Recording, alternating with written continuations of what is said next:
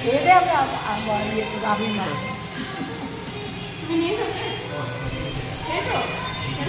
একটা কপালে দেখি এদিকে